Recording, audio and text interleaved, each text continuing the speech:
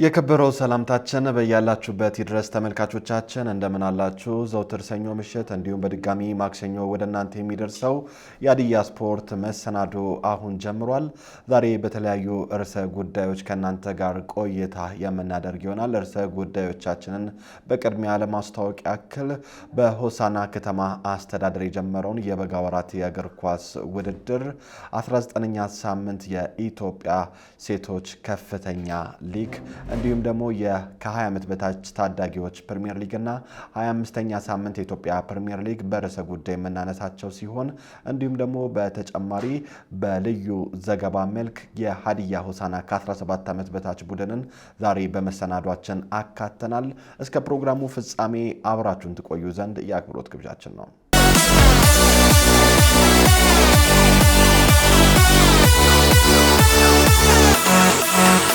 ወደ መጀመሪያ ርዕሰ ጉዳያችን አልፈናል። በሆሳና ከተማ አስተዳደር ወጣቶችና ስፖርት ጽሕፈት ቤት አዘጋጅነት የሚካሄደው የሆሳና ከተማ የበጋ ወራት የእግር ኳስ ውድድር ሐሙስ ዕለት ሚያዝያ 2 ጀማሮን አድርጓል። በዚህ ውድድር 16 ቡድኖች እንደሚካፈሉ ያገኘነው መረጃ ያመላክታል። ይህ ውድድር እንደሚታወቀው ከዚህ ቀደም በዞን ላይ ለሚደረጉ ጨዋታዎች እንደሚካሄድ ይታወቃል። በዘንድሮ ዓመት ግን የሆሳና ከተማ የውስጥ ውድድር አለመደረጉን ተከትሎ በልዩ ልዩ ሻምፒዮና ላይ በዞኑ በተደረገ ውድድር እንዲሁ ራንደምሊ ተጫዋቾች ሰሌክት ተደርገው መወዳደራቸው ይታወሳል።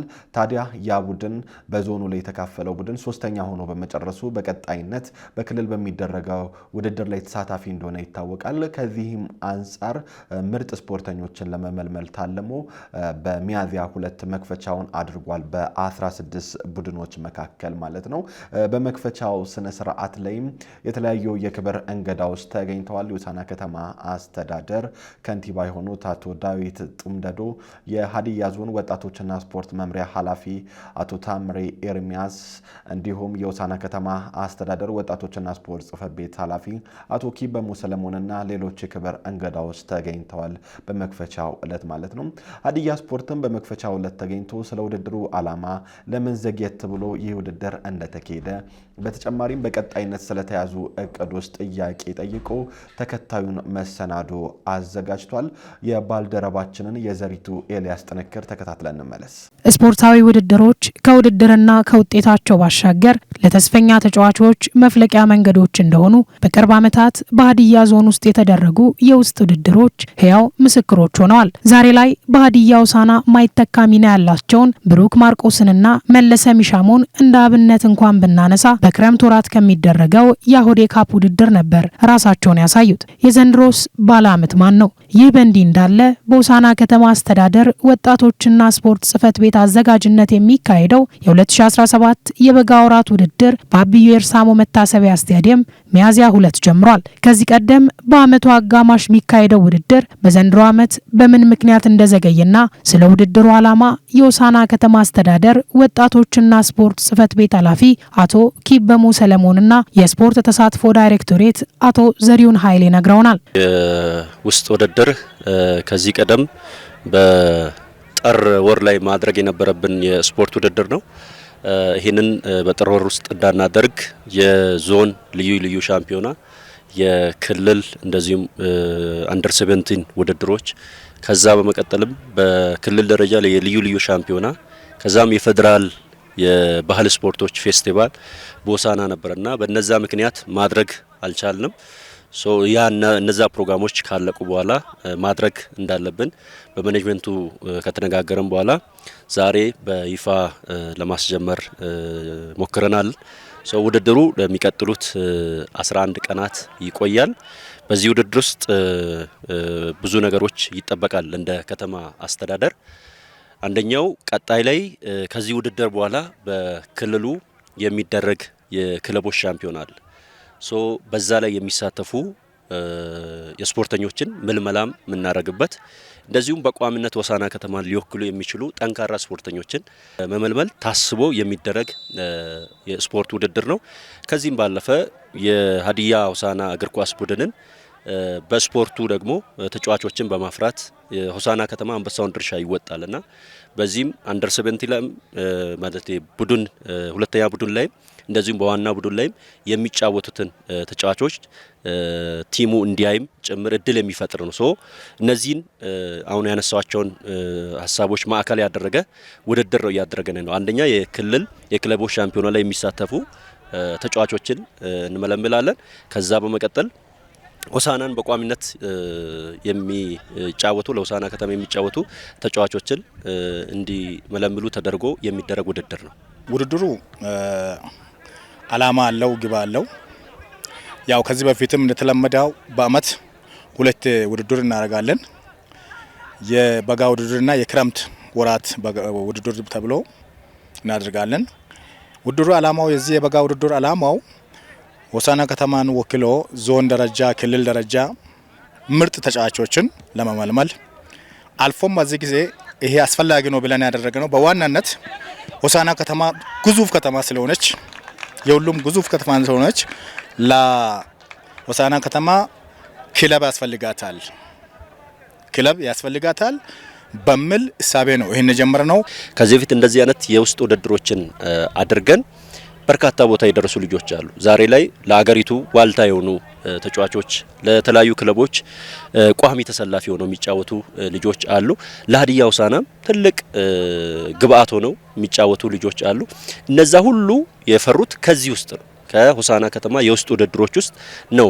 እነዚህን አሁንም የምናጫውታቸው እግር ኳስ ቡድን የክለቦች ሻምፒዮና ውድድር ብቻም ሳይሆን ለሀዲያ ሆሳዕና ለቢም ለዋናውን ቡድንም እንደዚሁም ለሌሎች ክለቦችም ትልቅ በሱፐር ሊግ በፕሪሚየር ሊግ እንደዚሁም በሌሎች ውድድሮች ላይም እየተሳተፉ ላሉ ቡድኖች ትልቅ ግብአት የሚሆኑ ሰዎችን ወጣት ስፖርተኞችን የሚያገኙበት ውድድር ተደርጎ ይወሰዳል ማለት ነው። በ16 ቡድኖች መካከል በሚደረገው ውድድር በመክፈቻው ስነ ስርዓት በክብር እንግድነት የሆሳዕና ከተማ አስተዳደር ከንቲባ አቶ ዳዊት ጥምደዶ፣ የሀዲያ ዞን ወጣቶችና ስፖርት መምሪያ ኃላፊ አቶ ታምሬ ኤርሚያስና የሆሳዕና ከተማ አስተዳደር ወጣቶችና ስፖርት ጽህፈት ቤት ኃላፊ አቶ ኪበሞ ሰለሞንና የሆሳዕና ከተማ ስፖርት አፍቃሪያን ታድሟል። 16 ቡድኖች መካከል ነው የሚደረገው። 16ቱም ቡድኖች ከ6ቱ ቀበሌ የመጡት ናቸው። ከ6ቱም ቀበሌ ህጋዊነትን አሟልቶ በቀበሌ አስተዳደሮች አማካይነት ተረጋግጦ ወደኛ መጥቶ የተደራጁ ቡድኖች ናቸው። እነዚህ ቡድኖች አላማቸው ግባቸውም ከዚህ በፊት እንደተለመደ ጠርተን ኦሪንቴሽን ሰጥተን ደንብ ተዘጋጅቶ ደንብን በዚህ ይህን ውድድር የሚመጥን ከዛም አልፎ የእግር ኳስ ፌዴሬሽን ደንብንና መመሪያ ማዕከል ያደረገና የአካባቢ ሁኔታውንም ማዕከል ያደረገው ደንብ ተዘጋጅቶ ነው የተደረገ ያለውና ይሄን ይመስላል። 4 የምድብ ላይ ተመድበው ይጫወታሉ። ይሄ ደግሞ ካለቀ በኋላ 8ቱን በ4 እንመድብና ወደ ፍጻሜ ደርሶ የዋንጫው ከዛ በኋላ ይደረጋል ማለት ነው።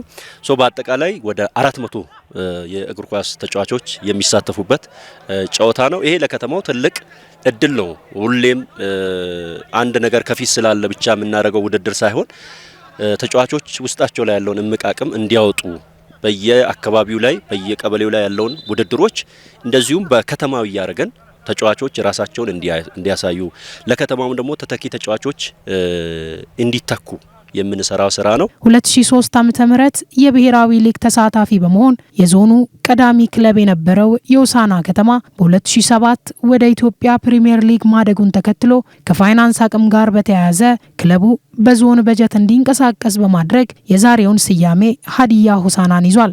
አሁን ላይ በከተማው ካለው የተጫዋች ብዛትና ጥራት እንዲሁም ሆሳዕና ከተማም እያሳየች ካለው እድገት አንጻር ሆሳዕና ከተማ የራሱን ክለብ መስርቶ በሊጎች ለመሳተፍ ማቀዱን የከተማው ወጣቶችና ስፖርት ጽህፈት ቤት ኃላፊ አቶ ኪበሞ ሰለሞን ነግረውናል። ከተማ አስተዳደር አንዱ እያሰበን ያለ ነው። በቀጣይ ሆሳዕና ከተማ ትልቅ ግዙፍ ከተማ ነው።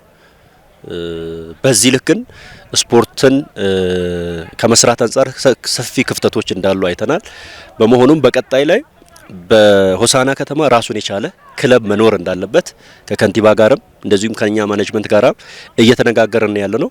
የበጀት እጥረቶች ናቸው የነበሩት። እሱን ነገሮች ለመቅረፍ በቀጣይ ሁሉም የስፖርቱ ማህበረሰብ በገቢ አሰባሰብ ላይ እንዲሳተፍ በማድረግ ሆሳዕና ከተማ ራሱን የቻለ ክለብ ኖሮት ልክ እንደ ሀዲያ ሆሳና የሆሳና ከተማ የቡድን ኖሮት ክለብ ኖሮት እንዲሳተፍ በሁሉም ውድድሮች ላይ በሱፐር ሊግም አልፎ በፕሪሚየር ሊግ ላይ የሚሳተፉ ልጆችን ለክለቦችን ለማቋቋም ሀሳብ ይዘን እየተንቀሳቀሰ ነው ያለው። ለነዚህም እርሾ የሚሆኑ እንደዚህ አይነት ውድድሮች ናቸውና በቀጣይ ይሄን በትኩረት የምንሰራ ነው። አቶ ኪበሞ አክለውም ያኔ የገጠመን የፋይናንስ ችግር እንዳይገጥመን የምንመሰርተውን ክለብ ህዝባዊ መሰረት ማስያዝ አለብን ብለዋል። ትልቁ ፈተና እየሆነብን ያለ ነው የተጫዋቾች እጥረት ሳይሆን የበጀት ክፍተት ነው።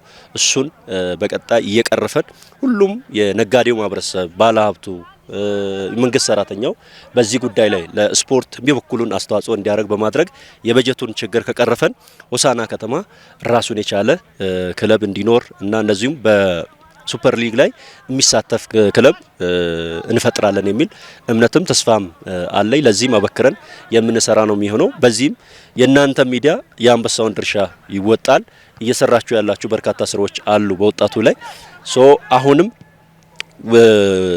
በርካታ ተጫዋቾች እንዲወጡ ይህንንም የሀብት እጥረትንም ከመቅረፍ አንጻር ህዝቡ መንግስት ሰራተኛውም ነጋዴውም እንዲሳተፍ ከማድረግ አንጻር ሚዲያ የአንበሳውን ድርሻ ይወጣልና በጋራ ከሰራን ሆሳና ከተማ በጥቂት አመታት ውስጥ ራሱን የቻለ ክለብ እንዲኖር የምንሰራ ነው የሚሆነው ማለት ነው። ተመልሰን መተናል ተመልካቾቻችን። በመጨረሻ ላይ የተላለፈው መልእክት እጅግ ታላቅ ነው ብዬ አስባለሁ። የሆሳና ከተማ እግር ኳስ ክለብ ማቋቋም የሚለውን ሀሳብ አቶ ኪበሞ ሰለሞን በተጨማሪም በመክፈቻው ዕለትም አቶ ዳዊት ጡምደዶ የሆሳና ከተማ ከንቲባ ያነሱት ጉዳይ ነው። ይሄ ይበል የሚያሰኝ ጉዳይ ነው።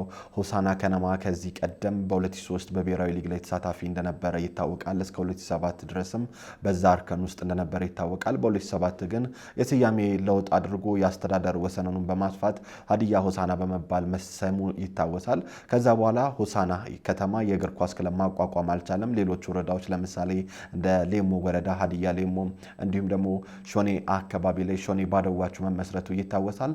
አሁን ደግሞ ሆሳና ከነማም በአዲስ መልክ እንደሚቋቋም የተሰማ ዜና መልካም ነው ማለት ይቻላል። በብሔራዊ ሊግ ሊሆን ይችላል፣ በከፍተኛ ሊግ ሆሳና ከነማ ወደፊት የሚኖር ከሆነ ለተጫዋቾች መፍለቂያ ሌላው መንገድ እንደሆነ ይታወቃል። የክልል ክለቦች ሻምፒዮና ነው ቀጥሎ የሚካሄደው። ከክልል ክለቦች ሻምፒዮና ቀጥሎ ሀገር አቀፍ የክለቦች ሻምፒዮና አለ። የክልል ክለቦችን አራት ውስጥ መግባት ከቻለ ሀገር አቀፉ ላይ ነው የሚሳተፈው።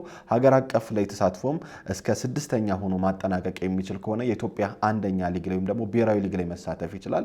በዘንድሮ ዓመት ይሄ ነገር የሚሳካ ከሆነ እጅግ መልካም ነው ማለት ይቻላል። በዘንድሮ ዓመት እንኳን ባይሳካ በቀጣይ ዓመት ይህንን እቅድ ይዞ ለማስፈጸም መሄድ ያስፈልጋል ብዬ አስባለሁ። አምና በተደረገው የክልል ክለቦች ሻምፒዮና ሀላባ ላይ በተካሄደው የሻሹጎ ወረዳ የ3ኛ ቦታ ይዞ ማጠናቀቁ ይታወሳል። ነገር ግን በተለያዩ ጉዳዮች ሀገር አቀፍ ውድድር ላይ አለመሳተፉ ይታወሳል። በሻሹጎ ወረዳ በኩል ወደ ውድድሩ ሄዶ የመሳተፍ እቅድ የነበረ ቢሆንም በተለያዩ ጉዳዮች አልተሳተፈም። በዘንድሮ ዓመትም ከሀዲያ ዞን ቢያንስ 3 ክለቦች ወይም ደግሞ 3 መዋቅሮች እንደሚሳተፉ ያገኘነው መረጃ ያመላክታል። የወመቹ ከተማ አስተዳደር፣ ሻሾጎ ወረዳ፣ ሆሳና ከተማ በክልል ክለቦች ሻምፒዮና ላይ ይወዳደራሉ። በክልል ክለቦች ሻምፒዮና የሚያስመዘግቡት ውጤት እስከ 4ኛ ሆኖ የሚጨርሱ ከሆነ ደግሞ በቀጣይነት በሀገር አቀፍ ክለቦች ሻምፒዮና ላይ ይወዳደራሉ ማለት ነው። በሆሳና ከተማ አስተዳደርም እየተካሄደ ያለው የበጋ ወራት ውድድር ይህንን ታርጌት እያደረገ ነው። ከዚህ አንጻር ለበርካታ ተጫዋቾች እድልም እንደሆነ ይታሰባል።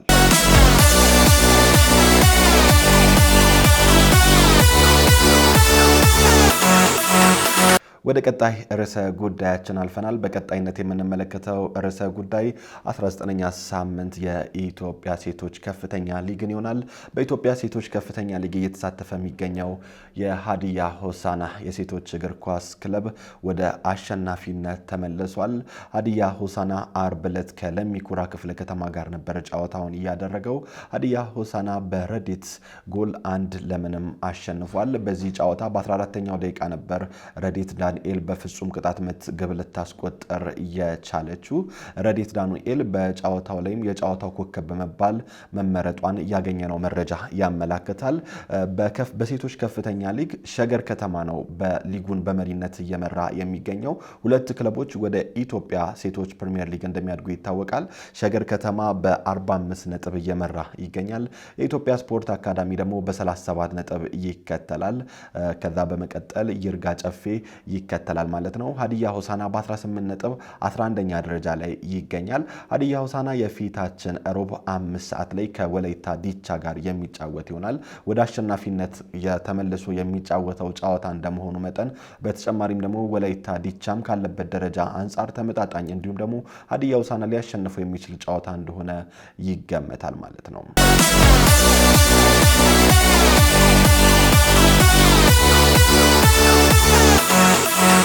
ወደ ቀጣይ ርዕሰ ጉዳያችን ስናልፍ የኢትዮጵያ ከ20 ዓመት በታች ፕሪሚየር ሊግን ይመለከታል።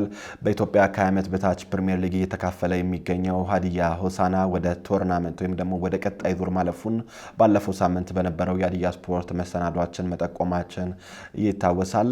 5 ክለቦች ከሁለቱም ምድቦች ማለፋቸው ተረጋግጧል። ወደ ቶርናመንት 10 ክለቦች ነው በቶርናመንቱ ላይ ተካፋይ የሚሆኑት ማለት ነው። በሁለት ምድብ ነው ይህ ውድድር እየተደረገ የነበረው በአሰላና በቡራዩ የመጀመሪያው ዙር በአሰላ የነበረው ምድብ በቀጣዩ ዙር ላይ በቡራዩ እንዲሁም በቡራዩ የነበረው በአሰላ ሮቴት አድርገው ነው ይህንን ውድድር እያደረጉ ያሉት። ከሁለቱም ምድቦች 5 ክለቦች ወደ ቀጣዩ ዙር መሻገራቸውን ከወዲሁ አረጋግጠዋል።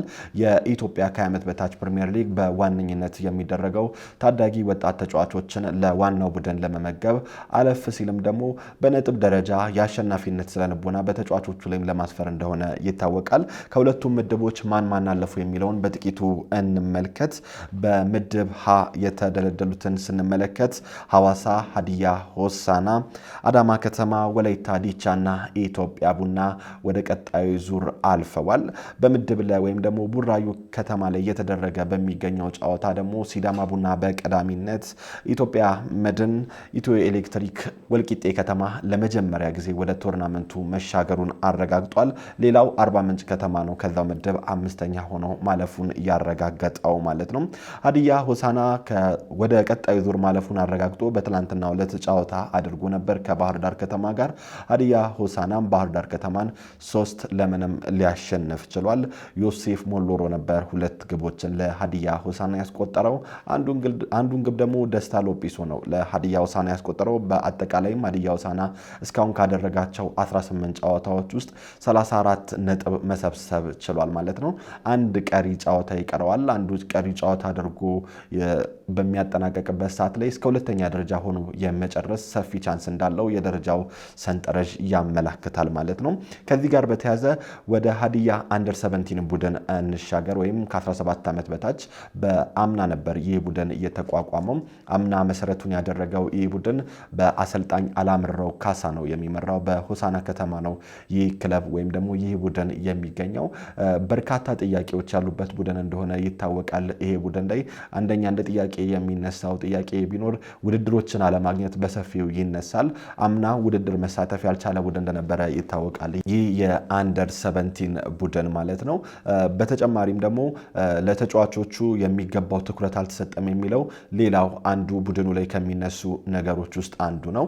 አሰልጣኝ አላምረው ካሳ ከዚህ ቀደም በርካታ ወጣት ተጫዋቾችን በተለይ ለሀዲያ ሆሳዕና በኢትዮጵያ ፕሪሚየር ሊግ ያስተዋወቀ አሰልጣኝ እንደሆነ ይታወቃል። እነ ተመስገን ብርሃኑ፣ ደስታ ዋሚሾ፣ ምንተስኑት አካሉ፣ ቻይናው እንዳለ አባይነ፣ ካሌብ በየነ፣ ቃላው ውብሸት በርካታ ተጫዋቾችን ለዋናው ቡድን መመገብ የቻለ አሰልጣኝ እንደሆነ ይታወቃል። አሁን ላይ ደግሞ ከ2016 ጀምሮ ከ17 ዓመት በታች ቡድንን ይዞ እየተንቀሳቀሰ ነው። ግን በቂ ትኩረት እንዳልተሰጠው እኛም ስፍራው በሄድን ሰዓት ላይ ልንመለከት ችለናል።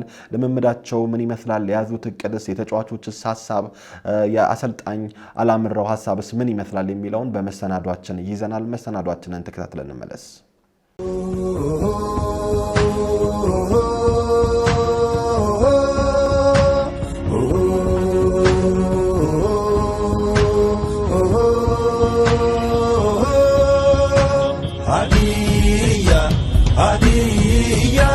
ሀዲያ ሆሳዕና ሀዲያ ሆሳዕና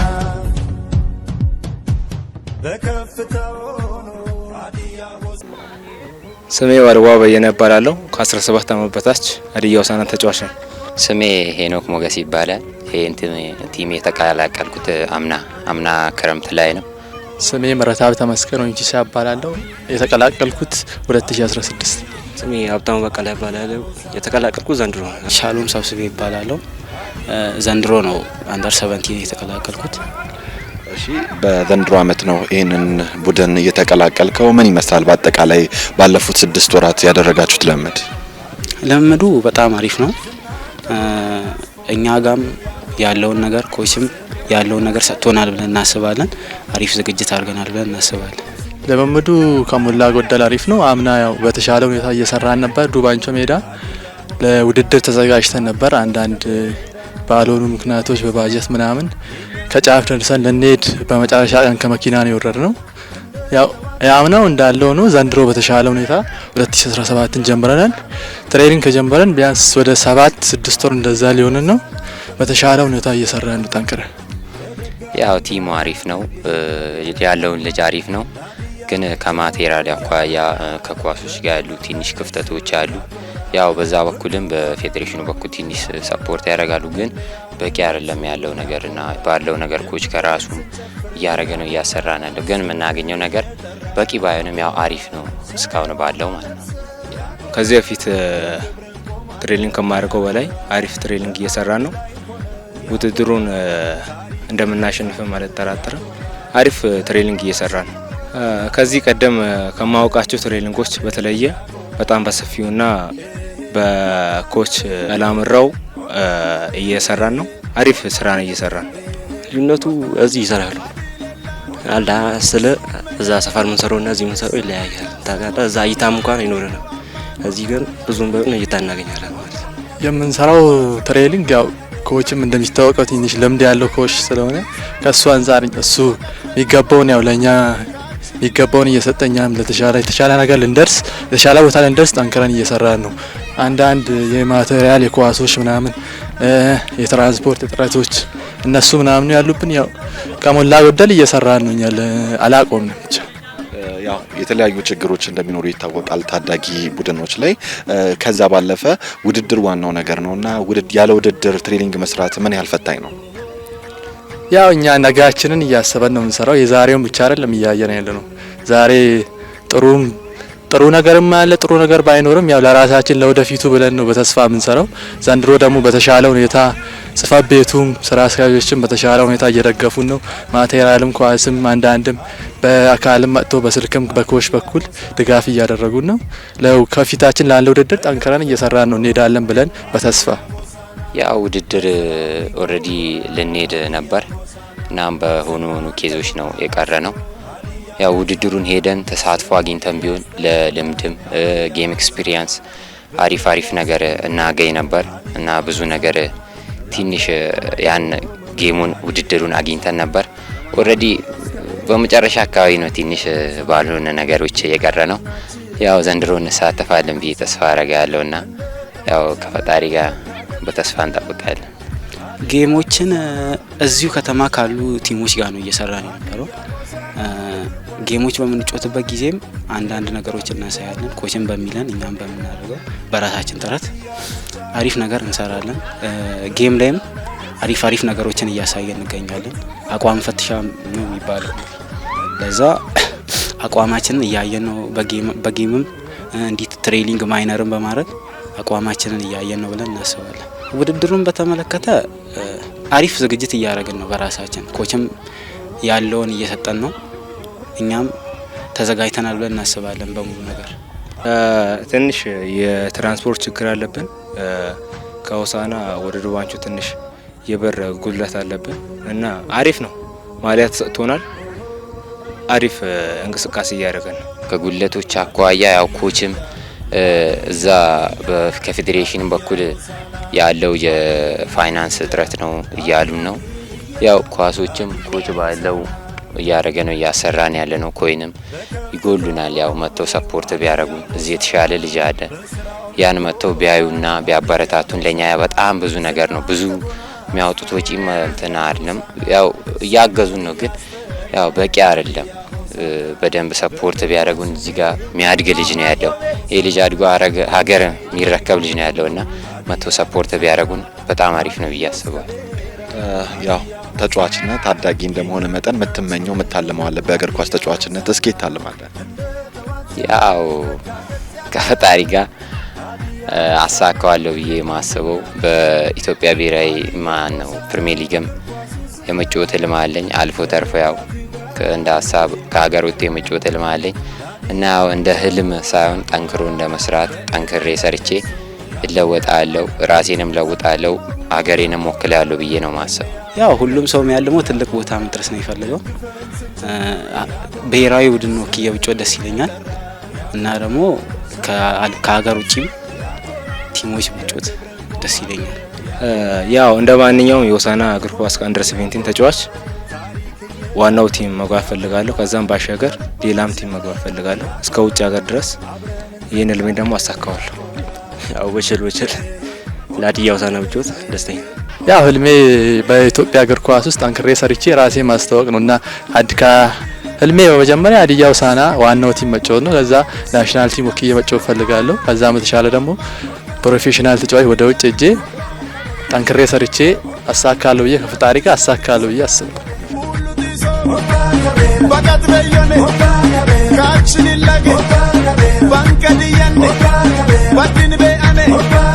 ሀዲያ ሆሳዕና ታዳጊ ቡድን ከአንደር 17 አሰልጣኝ በአምና ዓመት ነበር ይህ ክለብ በቡድንነት ከአንደር 17 የተቋቋመው። ምን ይመስል ነበር የአምናው ምልመላ ከሚለው ጥያቄ እንጀምር። አምና ያው የሀዲያ ሆሳዕና እግር ኳስ ክለብ የተቋቋመበት ዓመተ ምህረት ነው። ዘንድሮም ያው እንደምታየው ስራ ላይ እንገኛለን። አምና ወደ 300 ምናምን ልጆችን ጠርቼ ምልመላ አድርጌ ወደ 38 ልጆችን ይዤ እየሰራን ነበረ።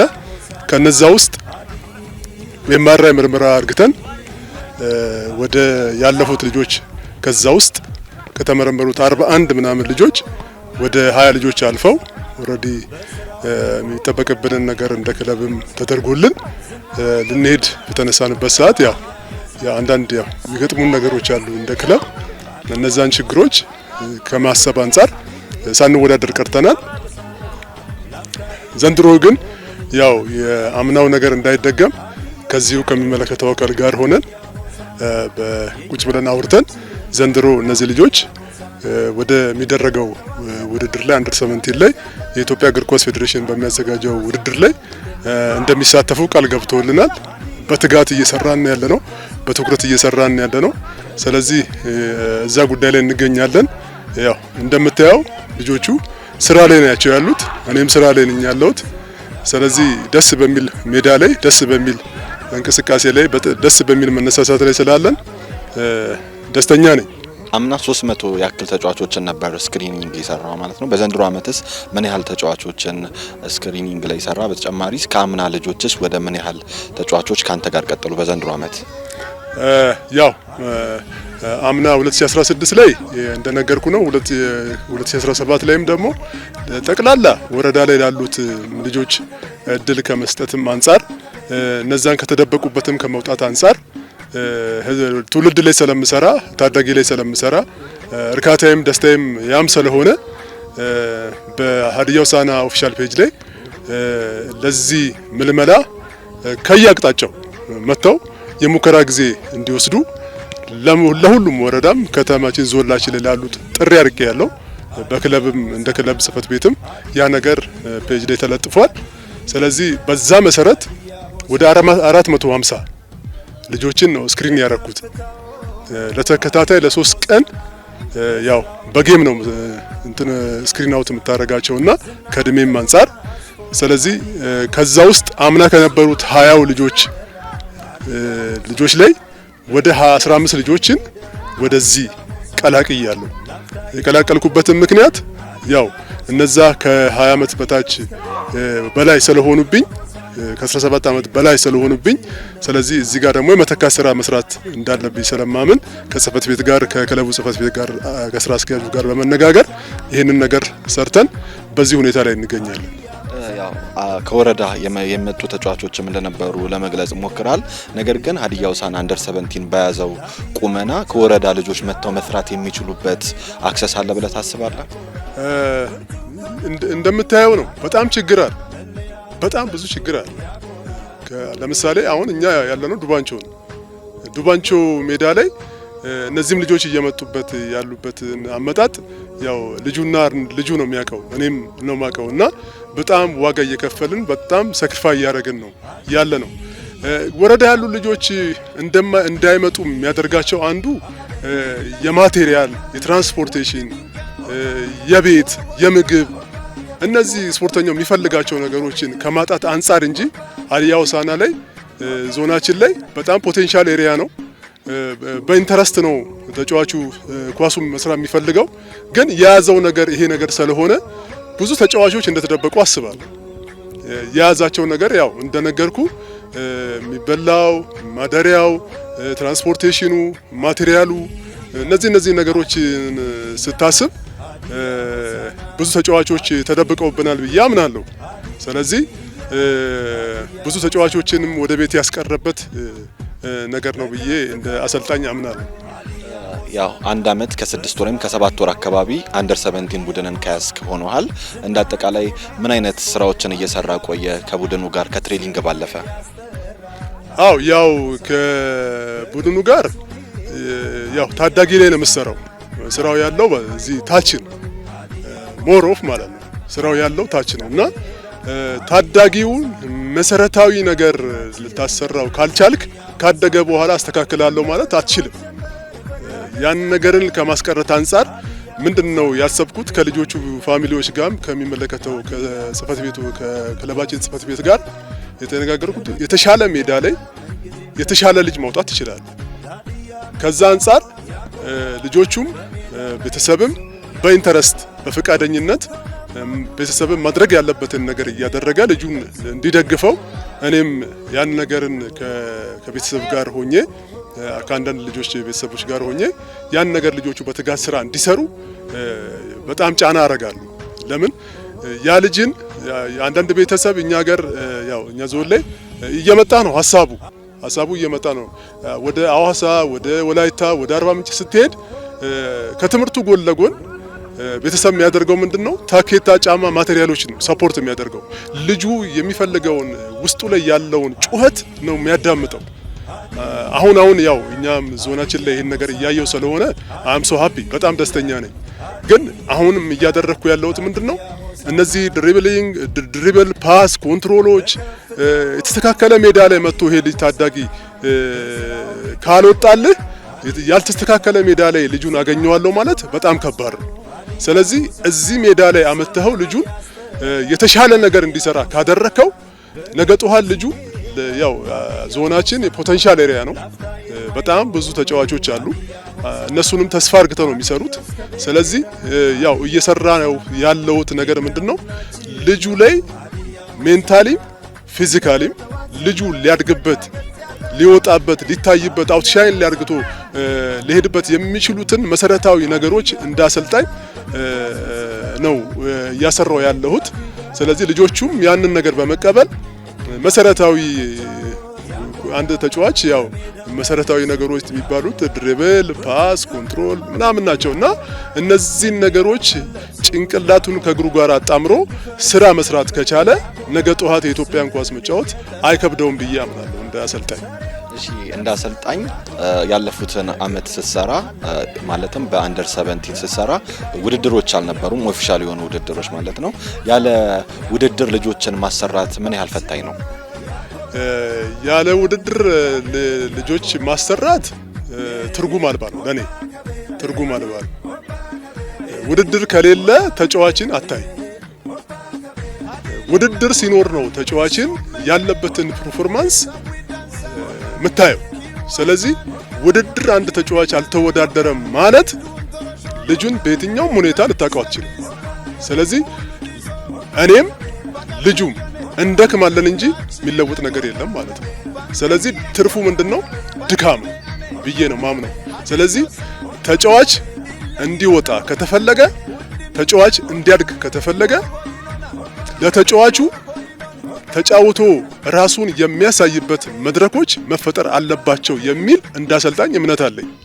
ለምን አንድ ተጫዋችን መለካው በጌም ነው ያለበትን ሲቹዌሽን ያለበትን ፐርፎርማንስ ማቀው አንድ ተጫዋችን ሜዳ ላይ አይኔ እያየ ፕራክቲካሊ የሚተገብረውን ተግባር ነው ማየው።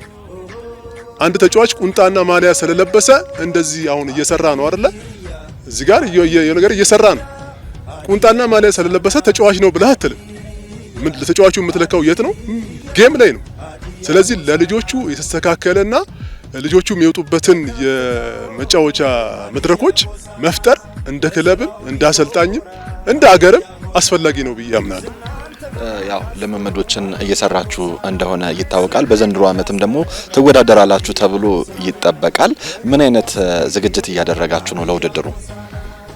ያው ከዚህ በፊት እንደማደርገው ሁሉ ፕሪ ሲዝን ላይ ዝግጅት ላይ ልጆቹን በአካልም ባይምሮም የተዘጋጀ ነገር ነው መሰረት አድርጌ የተነሳሁት። ያው የጨዋታ እንቅስቃሴ ያው ኳስን መሰረት ያደረገ ነው። ከሜዳ ላይም ከሜዳ ውጭም ኳስን በስነ ስርዓት ቢልድ አፕ አድርጎ የሚጫወት ቡድን ነው እየሰራው ያለሁት። ኳስ ለኔ ባንድ በሶስት ንግግሮች በገልጸው ደስ ይለኛል። ኳስ ምትትሮሽ አይደለም፣ ኳስ ኩመካ አይደለም፣ ኳስ ቅብብሎሽ። አንድ ልጅን ስታሳድገው ቅብብሎሽን ነው ማስተማር ያለብህ እንጂ ምትትሮሽን ማስተማር የለብህ። አንድ ልጅን ስታስተምረው ኩመካ አይደለም ማስተማር ያለብህ፣ ኳስን መቀበልን ነው ማስተማር ያለብህ። ስለዚህ ይሄ ልጅን ወደዚህ አይነት ሲስተም ውስጥ ማታመጣው ከሆነ ልጁን እያሳደግከው ሳይሆን እየገደልከው ነው። ስለዚህ አሁን የኢትዮጵያ ኳስ ራሱ ካለፉት ከ10 ከ8 ዓመት በኋላ እያየን ያለነው ኳስ እድሜ ማራዘሚያ ነው ብዬው ማስበው። አንድ ጎል ታገባለህ፣ ከዛ በርህን እንደ ነገር ዘግተህ ያን ነገር ጨርሰህ ትወጣለህ። አለቀ። ይሄ ነው ኳስ እየተዝናና መታዝናናው ነገር ኳስ መዝናኛ ስለሆነ ማለት። ስለዚህ አንድ ተጫዋች ሜዳ ውስጥ ያለምንም ስትረስ፣ ያለምንም ፍርሃት፣ ያለምንም ነገር ነፃ ሆኖ ኳስን ከጓደኛው ጋር ኮሚኒኬሽኑ አስተካክሎ ኳስ እንዲጫወት ካላደረከው ያንተ አሰልጣኝ ኳሊቲ የቱ ጋር ነው? ስለዚህ እኔ ኳስ ጠልጄ ሳይሆን ኳስ ተጫውቼ ማግባት ነው የምፈልገው። ስለዚህ ለዛ ነው እዚህ የተስተካከለ ሜዳ ላይ መጥቼ ልጆቹን ዋጋ እየከፈልኩ እነሱም እየከፈሉ መክፈል ያለበትም የሚመለከተው አካል ይሄንን ነገር እያደረኩ ያለው። ስለዚህ ዝግጅቴ በተመለከተ ነገ ጠዋት በትልልቅ መድረኮች እነ ቡና፣ እነ ጊዮርጊስ፣ እነ ሐዋሳ፣ እነ ሲዳማ፣ እነ ወላይታ ዲቻ ሌላም ክለቦች ልክ ተዘጋጅተው እንደሚመጡ ሁሉ እኔም የራሴን ፍልስፍና ይዤ የራሴን የኳስ እንቅስቃሴ ይዤ ነገ ጠዋት ሀዲያ ሆሳዕናን ሊያኮራ የሚችል የኳስ ፍሰት ቢልድ አፕ አድርጎ ኳስን በጣም ፕሬሲንግ አድርጎ የሚጫወት ቡድን እየሰራው ነው። ስለዚህ በዛ አሁን እያደረኩ ባለሁት ነገር በጣም ደስተኛ ነኝ። በልጆቼ በጣም እጅግ በጣም ደስተኛ ነኝ። ከዚህ በላይ ብዙ ነገር ያደርጋሉ ብዬም ተስፋ አለኝ። ያው ኳሱን በዚህ ደረጃ ነው እየተዘጋጀው ያለሁት። አንደር 17 በዋናነት ክለቡ ሲያቋቁም ለአንደር 20 ካልፍም ሲልም ለዋና ቡድን እንዲመግብ ነው። በአምናው ዓመት ካንተ በቀጥታ ማለትም ከያሆዴ ካፕ ሳይሆን በቀጥታ ወደ አንደር 20 የገቡ ልጆች አሉ። አንድ ሁለት ልጆች ምናልባት ልጆቹ ውድድር የለም የሚባል ነገር ሲሰሙ ያሆዴ ላይ የተለያዩ ቡድኖች ገብተዋል እና ከዛ ውስጥ አንድ ሁለት ልጆች እሱ ባለው ዳንኤልና አስቻለው ግርማ የሚባሉ ልጆች አሉ። አሁን ቲዮንቲ ላይ አሉ እና ስለዚህ እነዛ ልጆች አሉ ሁለት ልጆች። ያው ክለብ ሲመሰረት ብዬ እንዳሰልጣኝ ማምነው ኤው አለ፣ ቢው አለ፣ ሲው አለ። ሲው የቢ ግብአት ነው፣ ቢው ደግሞ የኤው ግብአት ነው። ኦሬዲ ምንድነው እዚህ ውስጥ ያለው ቅብብሎች ነው። ስለዚህ ይሄ ቡድን ኦርጋናይዝ የሆነው ለቢው ግብአት ነው እንጂ ለያሆዴ አይደለም። ያሆዴ ውስጥ ሴሌክሽን ልታረግ አይደለም የምትሄደው። እዚህ ውስጥ ወደ ቲዮንቲ የሚሄዱ ልጆች በእርግጠኝነት ምነግር 20 ልጆች ቢያስፈልጉ 20 ልጆች አሉ። 10 ልጆች ቢያስፈልጉ 10 አንድ ሁለት ቁጥሬ መሰጠ ልጆች አሉ። በተመሳሳይ ኤው ቡድኑ ከቢው መጥቶ ሲው ላይም ሊሆን ይችላል እኮ መጥቶ እነዛን ነገሮች የማድረግ ሜዳ ላይ እስቲ አቅርብልኝ ብለህ አሳይተህ የሚፈልገውን ነገር የሚያደርጉ አቅም ያላቸው ልጆች አሉ። እና ትንሽ እኔ እዚህ ነገር ላይ የተለየ ሀሳብ አቀርብ እንደው ውስጤ ትንሽ እንትን ስለሚል አንድ ነገር ልናገር። ሀዲያ ሆሳዕና እነዚህን ታዳጊዎች ቢውንም ሲውንም ሲያቋቁም ለኤው ግብአት ብሎ ነው። ስለዚህ ለኤው ግብአት ከሆነ መስመሩን ላይኑን ጠብቆ መሄድ አለበት ብዬ አምናለሁ። ያ ማየውን ከሆነ የነዚህ ልጆች እዚህ ቦታ ላይ ስራ መስራት ምንም ከንቱ ነው ማለት ነው። ስለዚህ የልጆቹንም ሞራል የልጆቹንም ተስፋ የሚያጨልም ነገር ስለሆነ ቅብብሎሹ በዚህ ደረጃ ቢሄድ የተሻለ ነው። ሌላው ከቢ ወደ ኤው የገባው ልጅ ብዙዎቹን ያው ካለኝ መረጃም አንፃር ስመለከት አንድ ታዳጊ ወደ ኤ ሲያድግ 1 አመት መፈረም አለበት ብዬ አላምንም። በታሪክ ይሄን ነገር በፍጹም እንዳሰልጣኝ አልቀበልም። ካነበብኩትም ካየሁትም ከሰማሁትም ነገር አንፃር እኔም ከማደርገው ነገር አንፃር አንድ ተጫዋች አንድ ሀዲያ ሆሳዕና ላይ ዋናው ቡድን ላይ ከቢ አደገ ከተባለ ልጁ ለ4 እና ለ5 አመት ፊርማውን መኖር አለበት ብዬ አምናለሁ። 1 አመት ልጁ ምን ሊያደርግ ነው የምታስገባው? ምን እንዲፈጥር? ያኮ ልጁ ከዚህ ከቢ ነገ ጠዋት ለዋናው ቡድን አቅም ጉልበት ይሰጠዋል ተብሎ እየበላ እያየ ከሲነሮች ትምህርት እየተማረ ነገ ጠዋት የሀዲያ ሆሳዕናን የገንዘብ ፖቴንሻል ይቀንሳል ተብሎ ታስቦ ነው ልጁ መሄደው። ግን እየሆነ ያለው ነገር ይሄ አይደለም። ስለዚህ እነዚህ ነገሮች መስተካከል አለባቸው ብዬ አስባለሁ። መስተካከል አለባቸው። አንድ ተጫዋች ወደ ዋናው ሲያድግ 1 አመት በፍጹም እኔ አልቀበልም። እንዳሰልጣኝ አልቀበልም። ያ ልጅ 3 4 5 አመት እየበላ ከሲነር እየተማረ ከሚያው እየተማረ ከሚሰማው እየተማረ ነገ የሀዲያ ሆሳዕናን ክለብ ቤስት 11 ውስጥ ገብቶ ካፒቴንም ማይሆንበት ቡድን ማይመራበት የተሻለ ፐርፎርማንስ ማያሳይበት ምንም ምክንያት የለም። አንተ ታዳጊ ተጫዋቾችን በማውጣት ትታወቃለህ። እነ ተመስገን ብርሃኑ በተለይ ደግሞ የ2013 ቢ ቡድን ላይ የነበሩ ተጫዋቾችን በርካቶቹ ካንተ ስር ነው የወጡት። ከዚህ ከአንደር 17 ውስጥ በቀጣይነት ለኢትዮጵያ እግር ኳስ ምን ያህል ተጫዋቾችን አበረክታለሁ ብለህ እየሰራ ነው? በግልጽ ስነግርህ ያለ መዋሸት ማለት ነው። እኔ ስራ ስሰራ በባህሬ ሰው ያኛል ብዬ አይደለም የምሰራው፣ እግዚአብሔር ያኛል ብዬ ነው የምሰራው። እግዚአብሔር ያኛል ብዬም ስለምሰራ ተደብቀህ መስራት የተደበቀ ነገር አንድ ቀን ሲወጣ በጣም ያምራል። አልጋም የተለያዩ ፈርኒቸሮች ቤት ውስጥ ነው የሚሰሩት። ከዛ በኋላ ከቤት ውስጥ ሲወጡ ያምራል። ስለዚህ እኔም መደበቅ ስልህ እንዲህ ተደብቅ ያለው ልልህ ፈልጌ ሳይሆን ተጫዋቾች በእንዲህ አይነት ሜዳ ላይ ወጥተህ አገርህ በጣም ለምለም የሆነ ሜዳ አለው አገራችን። እዚህ ሜዳ ላይ ይሄን ልጆች በሚችለው ነገር ሁሉ በሚችለው እነ ተመስገን በረሩን አይደለም እነ ሌላም ሌሎች ያመጣራል ያው ራሳቸው ያወሩታል። እና እንደዚህ ከሌን ብዬ እንደዚህ ብዬ ማውራት አልፈልግም። ለምን ጊዜው ሲደርስ ራሳቸው ያወሩታል ልጆቹ ማለት ነው። እንደዚህ ማድረግ ያለው አይደለም ግን ልጆቹ ቢያወሩት ሞሮፍ ደስ ይለኛል ስለ ራሴ ባላወራ ማለት ነው። እና ጀስት አሁንም እያሰብኩ ያለሁት ምንድነው ለክለባችን ለሀዲያ ሆሳዕና ቢ ቡድን ሊሆን ይችላል ዋናው ቡድን ሊሆን ይችላል። እዚህ ውስጥ እየነገርኩ ነው ከ5 ከ6 በላይ በ101% 5-6 ልጆች በኮንፊደንስ ሰጣል።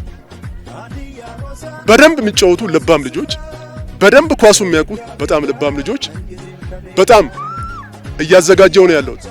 በተዘዋዋሪ ይሄ ቶርናመንት ተዘጋጅቶልን ወደ ፌዴሬሽኑ ወደሚያዘጋጀው ከሄድን እመነኝ ከ5 ያላነሱ ለኢትዮጵያ ብሔራዊ ቡድን ከዚህ ልጆች 17 ላይ ይጫወታል። በኮንፊደንስ ነው የምነግርህ። ያን ነገር እንደማደርገው ደግሞ እግዚአብሔርን አምናለሁ። እኔም በእግዚአብሔር ተስፋ አለኝ፣ በልጆቹም እምነት አለኝ። ይሄኛውም በደንብ እንጠብቀዋለን ሞር ብዬ አስባለሁ። በውድድሩም ቅርብ ስለሆነ ለኢትዮጵያ ብሔራዊ ቡድን አለፍ ሲልም ለሀዲያ ሆሳዕና የሚመገቡ ልጆች ይኖራሉ ብለን ተስፋ እናደርጋለን። ከታዳጊ ፕሮጀክቶች ጋር በተያያዘ እንደ ሀገሪቱም መዳከሞች ይታያሉ በበርካታ ነገር፣ በተለይ ደግሞ ከፋይናንስ ጋር በተያያዘ ማለት ነው። እንደ አጠቃላይ አንተ በምታሰራ ሰዓት ላይ ምን አይነት ነገሮች እንደ ቻሌንጅነት እየገጠመ ነው? ያው ስታሰራ የምትፈልገው ነገር ተሟልቶልህ አይደለም። አንድ ነገር አምናለሁ፣ ቻሌንጅ ከሌለ ቼንጅ የለም ብዬ አምናለሁ። ቻሌንጅ የሚያደርገኝ ነገር ካለ ግን የሆነ ቦታ እየደረስኩ እንደሆነ አስባለሁ። ስለዚህ አሁን እንደ ቻሌንጅ ብዬ ማስባቸው ነገሮች አሉ። ኳሶች፣ ኮኖች፣ ሜዳዎች፣ ልብሶች፣ አዘር ሌላም ነገሮች አሉ። ግን እነሱን ነገር እንደምንም ነገር እያብቃቃህ ልጁ ወደዛ አይነት ሐሳብ ውስጥ እንዳይመጣ አንተ ራስህን ስሜት ዋጣ አድርገህ ልጁ ወደዚህ ሲስተም እንዲመጣ ኢንቫይት ማድረግ አለብህ ብዬ ስለማምን ብዙ የተጋለጡ ነገሮች አሉ ብዬ ለልጁ ግልጽ አልሆነ። ለምን ውስጡ ላይ ያለውን ነገር ይሄ ማቴሪያል ይሄ አሁን የምንጠራቸው ቻሌንጅ ናቸው ብዬ ልጁ አዌርድ ካልሆነልኝ ተስፋ ይቆርጣል፣ ወደ ቤት ይሄዳል፣ ያልባሌ ቦታ ይሄድብኛል። ስለዚህ ልጁ ቻሌንጅ አለ ዋጣ አድርጌ ነገ ደግሞ ቼንጅ እንዳለ እየነገርኩት ልጁ ወደ ተሻለ ቦታ እንዲደርስ የሚቻለኝን ነገር ሁሉ አደርጋለሁ።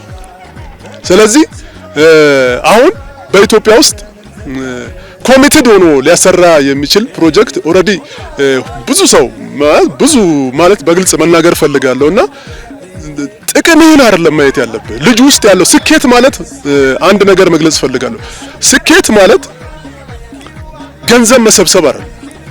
ስኬት ማለት ገንዘብ ባንክ ውስጥ ዲፖዝ ማድረግ አይደለም። ስኬት ማለት በኔ ውስጥ ሌላው ሊኖር ማድረግ ነው። ለኔ እንዳሰልጣኝ ማስበው ይሄ ልጅን ሜዳ ላይ አምጥቼው ውስጤ ላይ ያለውን ዕውቀት አካፍየው ነገ በእግሩ ቆሞ ሲሄድ ካየሁት ለኔ ስኬቴ ይሄ ነው ብዬ አምናለሁ። ስለዚህ ስኬት ብዬ ማምነው ይሄን ስለሆነ ለዚህ ማሳያ ቀደምትም አሁንም ያሉ ተጫዋቾች ምስክሮች ናቸው።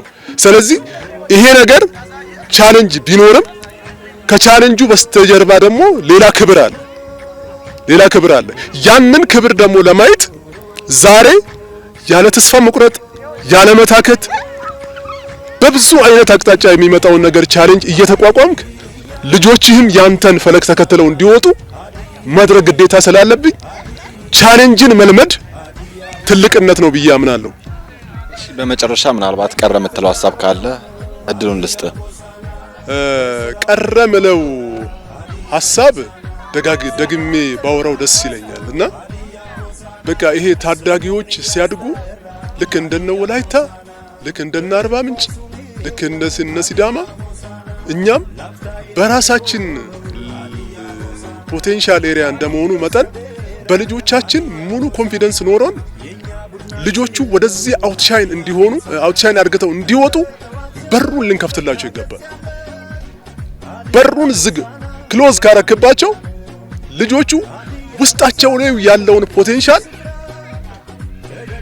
ይጠፋል።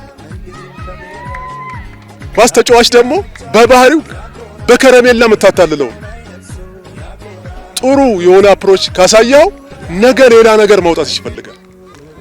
በሩን ግን ክሎዝ ካረክበት ተጫዋች ቅድም ነግሬያለሁ፣ ትንሽ ነገር ያስደስተዋል፣ ትንሽ ነገር ያሳዝነዋል። ስለዚህ እኛ አገር ላይ ያሉትን ተጫዋቾች አሁንም እኔ እውነቴን ነው የምልህ እንዳሰልጣኝ እየተጫወቱ ያሉትን አሁንም እየሰሩ ያሉትን ወደ ተሻለ ነገር መድረስ ተስፋ አድርገው የሚሰሩ ልጆችን በዚሁ አጋጣሚ ማለት ነው ተስፋ የሌለው የሞተ ሰው ብቻ ነው። በህይወት ያለ ሰው ተስፋ አይቆርጥም። ስለዚህ እነዛን ልጆቻችንን በብዙ ፍቅርና አፕሮች ድካም ሊኖርባቸው ይችላል። አሰልጣኝ አባት ነው፣ ሐኪም ነው፣ መካሪ ነው፣ ወንድም ነው። ስለዚህ የጎደላቸውን ነገር እየሞላን ነገ ሰው ሆነው እንዲሄዱ ማድረግ አለብን ብዬ አምናለሁ። አሰልጣኝ ነን። አሰልጣኝ እየሞተ ሌላው ህይወት እንዲዘራ ነው የሚያደርገው። ስለዚህ ለነዚህ ልጆች መክፈል ያለብንን ወጋ ከፍለን ምንም አይደረግልን ወደፊት ገፍተናቸው የኢትዮጵያን ኳስ የሀዲያ የሆሳና ከተማ ተጫዋቾች ዶሚኔት አርግተው ማየት ናፍቆት ነው ያለኝ። ለዛ ነው የምታገለው። ስለሆነን ነው ማለት የኢትዮጵያን ኳስ አንዱ ጊዮርጊስ፣ አንዱ ቡና፣ አንዴ ሱዳማ፣ አንዱ የተለያየ ክለቦች ላይ ገብተው እየተሳሳቡ የኢትዮጵያን ኳስ ዶሚኔት አርግተው እንዲሁም የኢትዮጵያን ብሔራዊ ቡድን ወክለው የሚጫወቱ ልጆችን ማየት ናፍቆታለኝ። ከምሬ ነው የምልህ። እኔ ውስጤ ሁሌ የሚጮኸው አንድ ነገር ነው የምናገረው። በዚህ አጋጣሚ ከሌላ ቦታ ተጫዋች አይምጣ አይደለም፣ ግን በሀገራችን ልጆች የኢትዮጵያን ፕሪሚየር ሊግ ዶሚኔት ማድረግ እንችላለን። በደንብ አርግተን ዶሚኔት ማድረግ እንችላለን። የሚገራርሙ ልጆች አሉ በደንብ ማለት ነው።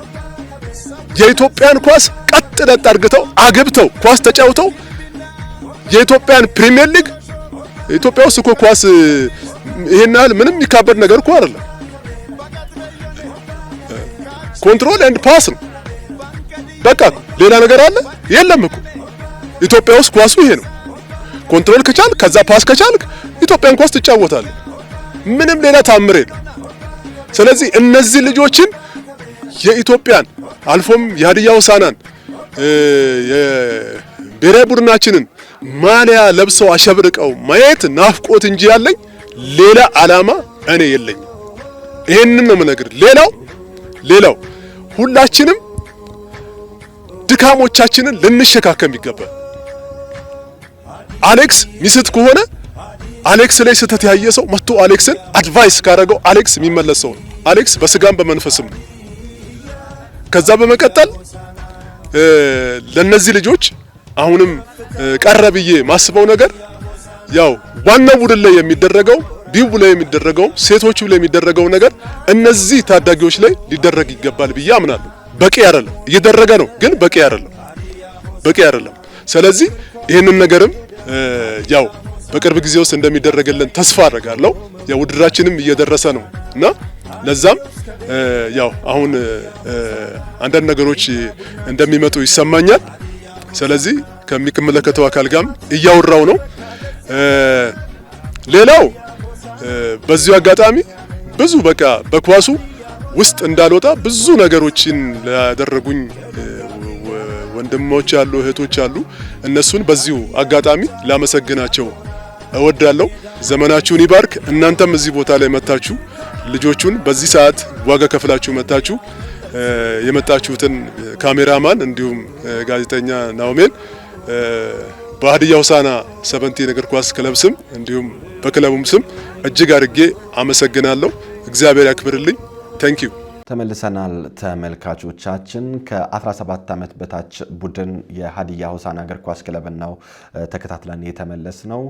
ያው አንደር 17 እንደ ሀገራችን እግር ኳስ ታዳጊዎች ወይም ደግሞ ተተኪዎች እያለን እንናገራለን እንጂ በውጭ ሀገራት በተለያዩ አውሮፓም አለፍ ሲልም ደግሞ በአንዳንድ አፍሪካ ሀገራት አንደር 17 ተጫዋቾች ወደ ዋናው ቡድን የሚቀላቀሉበት እድሜ እንደሆነ እንደ ማሳያነት መመልከት እንችላለን። እነ ላሚን ያማል በ16 ዓመታቸው ነው ወደ ዋናው ቡድን የተቀላቀሉት። ኢታን ንዋኔሪ በአርሰናል፣ ሉዊስ ስኬሊ እንዲሁም ደግሞ እነ አርዳ ጉለር እንዲህ እያለን በርካታ ተጫዋቾችን መጥራት እንችላለን። በ17 ዓመታቸው ዋናው ቡድንን መቀላቀል የቻሉ የኛ ሀገር እግር ኳስ አንዱ ችግር ከሚባሉ ነገሮች ውስጥ ልምምድ ወይም ደግሞ ተጫዋቾችን መያዝ የሚጀምረው በዚህ እድሜ ነውና ከዚህ ጋር በተያያዘም ሰፊ ትኩረት ሰጥቶ ሊሰራ እንደሚገባ አንድ ማሳያ ነው። የሀዲያ ሆሳዕና ከ17 ዓመት በታች ቡድኑ መኖሩ ጥሩ ሆኖ ሳለ ለዚህ ቡድን ግን አሁንም በቂ ክትትል ሊደረግ ይገባል የሚለው የሀዲያ ስፖርት መሰናዶ አንዱ ጥቆማ ነው። በዋነኝነት እንደ ጥቆማ ልናነሳ የምንፈልገው ሀዲያ ሆሳዕና አንደር 17 አንደር 20 ዋናው ቡድን አለ በወንዶች እግር ኳስ ላይ። እነዚህ ሶስቱ ቡድኖች ምን ያህል ተናበው ይሰራሉ የሚለው እንደ አንድ ጥያቄ በዚህ ፕሮግራማችን ላይ ልናነሳ እንፈልጋለን። ሶስቱ አሰልጣኞች ምን ያህል ይገናኛሉ? ምን ያህል ተጫዋቾችን እርስ በእርስ ይለዋወጣሉ? ስለ ተጫዋቾች ስታተስስ ምን ያህል ያውቃሉ የሚለው በዋነኝነት ሊያዝ ይገባል ብዬ አስባለሁ። ከዚህ ጋር በተያያዘ አንደር 17 በቀጥታ ወደ አንደር 20 ተጫዋቾችን መመገብ አለበት የሚለው የሚያስማማ ነጥብ ይመስለኛል። በቅርብ ዓመታት ነው ወይም አምና ነው ይሄ ቡድን የተመሰረተው። አምና እንደመመስረቱ ይሄ ሊንክ እንዳልነበረ በፕሮግራማችንም ልንመለከት ችለናል። በቀጣይነትስ እንዲህ መቀጠል አለበት? የሀዲያ ስፖርት ጥያቄ ነው።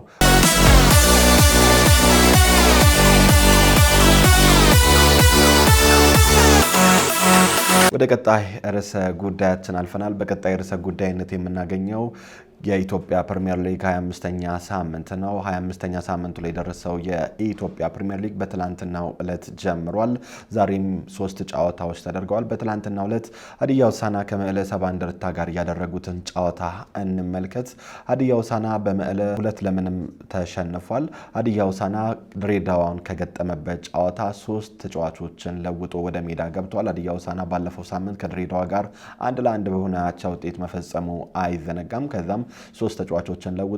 በመጀመሪያ የለወጠው ግብ ጠባቂውን ሚካኤል ሳማኪን በያሬድ በቀለ ነው። በመሃል ስፍራ ላይ ከማል ሀጂን በብሩክ ማርቆስ እንዲሁም ኢዮብ አለማየሁን በብሩክ በየነ ተክተው ነበር አሰልጣኝ ግርማ ታደሰ መንቾ ወደ ሜዳ የገቡት። በመቀለ ሰባ እንደርታ በኩል በመቻል ከተሸነፉት ጨዋታ የሁለት ተጫዋቾችን ለውጥ አድርገው ወደ ሜዳ ገብተዋል። ለማየት እጅግ ሳቢ ባልነበረው ጨዋታ ሀዲያ ሆሳዕና 2-0 ተሸንፏል። በመጀመሪያው አጋማሽ በመጨረሻ ደቂቃና እንዲሁም በሁለተኛው አጋማሽ በተቆጠረበት ግብ ነው ሀዲያ ሆሳዕና 2-0 የተሸነፈው። በጨዋታው ቤንጃሚን ኮቴ ነበር በመጀመሪያው አጋማሽ በመጨረሻው ደቂቃ መቀለ ሰባ እንደርታዎችን መሪ ያደረገች ግብ ያስቆጠረው። በሁለተኛው አጋማሽ ብሩክ ሙልጌታ ነበር ሌላኛዋን ግብ ለመቀለ ሰባ እንደርታ አስቆጥሮ አሸናፊነታቸውን ያረጋገጠው ወይም ደግሞ ያበሰረው ማለት ይቻላል። ሀዲያ ሆሳዕና በጨዋታው ላይ ከዚህ ቀደም እንደሚነሳበት ኳስን ለቆ በካውንተር አታክ ለመሄድ ነበር ያጫወት ፍልስፍናውን ይዞ ወደ ሜዳ የገባው። በአንጻሩ መቀሌዎችም ረጃጅም ኳሶችን በመጣል ነበር ጨዋታውን እየተጫወቱ የነበረው። የመቀሌው አሰልጣኝ ተሳክቶለታል ማለት ይቻላል። ከሀዲያ ሆሳዕና 3 ነጥቦችን ይዞ መውጣት ችሏል። ሀዲያ ሆሳዕና በሁለተኛው ዙር የውጤት ቀውስ ውስጥ ገብቷል ማለት ይቻላል። ባለፉት 6 ጨዋታዎች ውስጥ 3 ነጥብ ማስመዝገብ አልቻለም። ሁለተኛ ዙር ከጀመረ 6 ሳምንታት ተቆጥረዋል። በእነዚህ 6 ሳምንታት ታዲያ ሀዲያ ሆሳዕና ከ3 ነጥብ ጋር መታረቅ አልቻለም። እየተሸነፈ እንደሚገኝ መመልከት ችለናል። ከነዚህ 6 ጨዋታዎች ግን አይደለም የሀዲያ ሆሳዕና መነሻ ማለት ይቻላል። ባለፉት 10 ጨዋታ አድርገን ሰፋ አድርገን እንመልከት። በመጨረሻ ካደረጋቸው 10 ጨዋታዎች ይሄም ሲባል ከወላዋሉ ያደረገው ጨዋታ ነው እንደ 10ኛ ወይም ደግሞ አንደኛ አድርገን የምናስቀምጠው። እስከ መቀለ ሰባ እንደርታ ጋር ያለውን ጨዋታ በምንመለከትበት ሰዓት ላይ ሀዲያ ሆሳዕና 8 ነጥብ ብቻ ነው ያሳካው ከነዚህ 10 ጨዋታዎች ማለት ነው። በጨዋታ 1 ነጥብ ማግኘት ራሱ እንደተሳነው ነው የምንመለከተው። በዋነኝነት 5 ጨዋታን በአቻ ውጤት ፈጽሟል። 1 ጨዋታ አሸንፏል ከነዛ 10 ጨዋታዎች። ይህ ማለት ከወልዋሎ አዲግራት እስከ ትላንትናው ዕለት ከመቀለ ሰባ እንደርታ ጋር እስካደረገው ጨዋታ ማለት ነው 5 አቻ 4 ሽንፈት 1 ደግሞ የማሸነፍ ውጤት አስመዝግቧል። ያሸነፈው ቅዱስ ጊዮርጊስን እንደሆነ ይታወቃል። በኢትዮጵያ ፕሪሚየር ሊግ በመጀመሪያ ዙር የመጨረሻ ጨዋታ ሄኖክ አርፊጮ ባስቆጠራት ግብ ነበር ቅዱስ ጊዮርጊስን ማሸነፍ የቻለው። ከዛ በኋላ ሀዲያ ሆሳዕና ከድል ጋር ተጣልጧል ማለት ይቻላል። የውጤቱ ቀውስ ውስጥም እንደገባ እንደ ዋነኝነት ማሳያ ተደርጎ ሊቀመጥ ይችላል ብዬ አስባለሁ። ይህ ብቻ አይደለም። ሀዲያ ሆሳዕና በእነዚህ 10 ጨዋታዎች ላይ ያስቆጠረው ግብ 6 ግብ ብቻ መሆኑን በምንመለከትበት ሰዓት ላይ ምን ያህል የውጤት ቀውስ ውስጥ እንደገባ ማሳያ ነው። ከነዚህ 6 ግቦች ውስጥ ደግሞ 3ቱን ያስቆጠረው ከአርባ ምንጭ ከተማ ጋር 3-3 አቻ በተለያየበት ጨዋታ ነው። ያንን ጨዋታ በርካቶች ታስታውሳላችሁ ብዬ ተስፋ አድርጋለሁ። ሀዲያ ሆሳዕና እየመራ ከነበረበት ከምባክ ወይም ደግሞ መልሶ ውጤቱን ያጣበት ጨዋታ እንደነበረ እናስታውሳለን። ከ6ቱ ግቦች ውስጥ 3ቱ በዛ ጨዋታ ላይ የተቆጠሩ ግቦች እንደሆኑ ልብ እንዲባል ያስፈልጋል ብዬ አስባለሁ። ታዲያ ከነዚህ 6 ግቦች ውስጥ በአጥቂ መስመር ተጫዋቾች የተቆጠሩት 2 ግቦች ብቻ ናቸው። ሌሎቹ 4 ግቦች የተቆጠሩት በሌላ ተጫዋቾች ወይም ደግሞ በተከላካይ ስፍራና በአማካይ ስፍራ ተጫዋቾች ናቸው። የነዚህን ግቦች በምንመለከትበት ሰዓት ላይ ሁለቱን ከሲዳማ ቡና ጋር በነበረው ጨዋታ ላይ ኢዮብ አለማየሁ እንዲሁም ደግሞ ከድሬዳዋ ከተማ ጋር በነበረው ጨዋታ ላይ ተመስገን ብርሃኑ ነው ያስቆጠሩት። ስለዚህ በዋነኝነት እንመለከታለን ብዬ ማስበው የሀዲያ ሆሳዕና የመሃል ክፍሉ ከአጥቂ ክፍሉ ጋር ያለው መናበብ ከጨዋታ ጨዋታ እየተዳከመ መምጣቱ እንደ አንድ ማሳያ ተደርጎ ሊወሰድ ይችላል ብዬ አስባለሁ። በአጋማሹ የፈረሙ ተጫዋቾችም ወደ ሜዳ ወይም ደግሞ ለውጥ ፈጣሪዎች አለመሆናቸው እንደ አንድ ማሳያ ነው ብዬ አስባለሁ። በመጨረሻው ወይም ደግሞ በመጀመሪያው ሳምንት በሁለተኛ ዙር ላይ አሰልጣኝ ግርማ ታደሰ መንቾ የመሃል ክፍላቸውን መድፈን እንደሚፈልጉ ከሐዋሳ ጋር ከነበረባቸው ጨዋታ በኋላ መናገራቸው ይታወሳል። በአማካይ ስፍራ ላይም ሁለት ተጫዋቾች ወደ ሀዲያ ሆሳዕናን መቀላቀላቸውም ሳይዘነጋ ማለት ነው። ከማል ሀጂና አንድ የውጭ ሀገር ተጫዋች ያው የውጭ ሀገር ተጫዋች ከሀዲያ ሆሳዕና ጋር ያለውን ውል ቢያስርም ከወረቀት ጉዳዮች ጋር በተያያዘ ለዚህም ጨዋታ ብቁ አልሆነም። የአሰልጣኝ ግርማ ታደሰ መንቾ አሁንም አማካዩን ከአጥቂው ክፍል ጋር ማስታረቅ አለመቻላቸውን በብዙ መልኩ ማሳየት ይቻላል ብዬ አስባለሁ። ፈጣን አጥቂዎች እንዳሉ ይታወቃል። ሀዲያ ሆሳዕና ሊጉ ላይ ፈጣን አጥቂ ያላቸው ከሚባሉ ክለቦች ውስጥ አንዱ ነው ማለት ይቻላል። እነ ኢዮብ አለማየሁ፣ እነ ተመስገን ብርሃኑ፣ እነ ሰመረ ሀፍታይ ፈጣን ከሚባሉ አጥቂዎች ውስጥ ተጠቃሽ ናቸው። ነገር ግን እነዚህ ፈጣን አጥቂዎች ከመሃል ክፍሉ ጋር በደንብ ተገናኝተው ኳስን ማግኘት እየቻሉ እንዲሁም ደግሞ ያገኙትን ኳስም ወደ ግብ ሲለውጡ መመልከት አልተቻለም። ሀዲያ ሆሳዕናም ግቦችን አስቆጥሮ ማሸነፉን ትቷል ማለት ይቻላል። በቀጣይነት በሳምንቱ መጨረሻ ሀዲያ ሆሳዕና ከወላይታ ዲቻ ጋር የሚጫወት ይሆናል። ወላይታ ዲቻ ጥሩ የማሸነፍ ግስጋሴ እያደረገ ያለ ቡድን እንደሆነ ይታወቃል። ሀዲያ ሆሳዕና ከወላይታ ዲቻ ጋር በቀጣይ ሳምንት ከሚያደርገው ጨዋታ በኋላ ሀዲያ ስፖርት አጠቃላይ የሀዲያ ሆሳዕና ሁለተኛ ዙር 7 ጨዋታዎችን በተመለከተ ሰፊ መሰናዶ ወደ እናንተ እንደሚያደርስ በዚሁ አጋጣሚ ቃል ልንገባ እየወደድን የዛሬ መሰናዷችንን በዚህ እንቋጭ። ዘውትር ሰኞ ምሽት እንዲሁም በድጋሚ ማክሰኞ ወደ እናንተ የሚደርሰው የሀዲያ ስፖርት መሰናዶ የዚህ ሳምንቱ ይህንን ይመስላል። ፕሮግራሙን አዘጋጅቶ ወደ እናንተ በማድረስ ናሆም ዮሐንስ ከመላው የስቱዲዮ ባለሙያዎች ጋር በመሆን ነበር። ከቀሪ የሀዲያ ቴሌቪዥን ዝግጅቶች ጋር ሰናይ ጊዜ ተመኘ ነው።